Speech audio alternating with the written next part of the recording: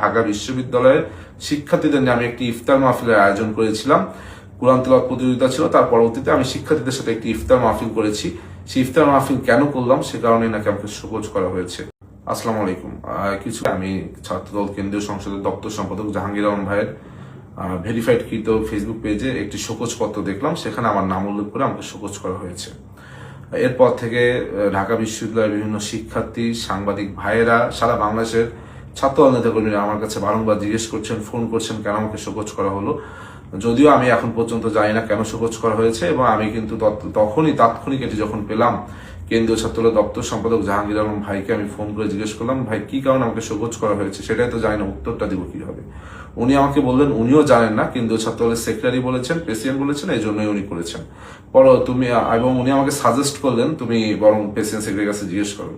যা হোক, পরবর্তীতে আমি জানতে পারলাম যে 26শে ফেব্রুয়ারি বৃহস্পতিবার ঢাকা বিশ্ববিদ্যালয়ের শিক্ষার্থীদের নিয়ে আমি একটি ইফতার মাহফিলের আয়োজন করেছিলাম। কোরআন তেলাওয়াত প্রতিযোগিতা ছিল, তার পরবর্তীতে আমি শিক্ষার্থীদের সাথে একটি ইফতার মাহফিল করেছি। সেই ইফতার মাহফিল কেন করলাম সে কারণে নাকি আমাকে শোকজ করা হয়েছে।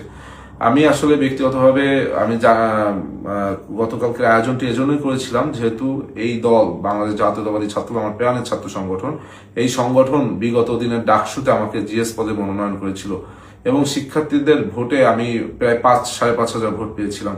তাই আমি মনে করেছিলাম যে এই রোজা উপলক্ষে শিক্ষার্থীদের প্রতি আমার কিছু দায়বদ্ধতা রয়েছে।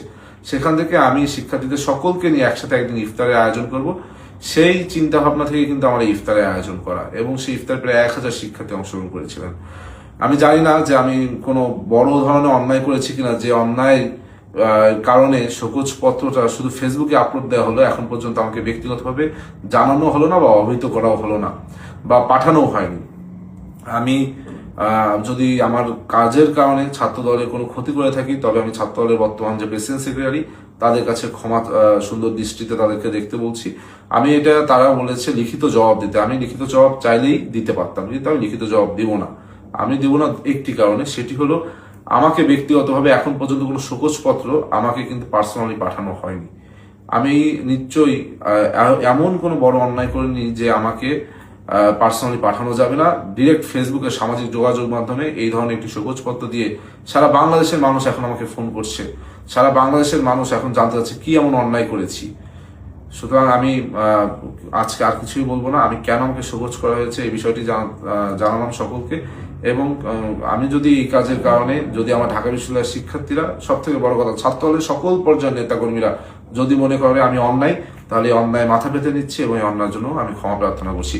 আর আপনারা যদি মনে করেন আমার সাথে অন্যায় হয়েছে, এটিও আমি আপনাদের কাছে ভাত দিচ্ছি। আমি সবসময় মনে করি ব্যক্তির থেকে দল বড়, দল থেকে দেশ বড়।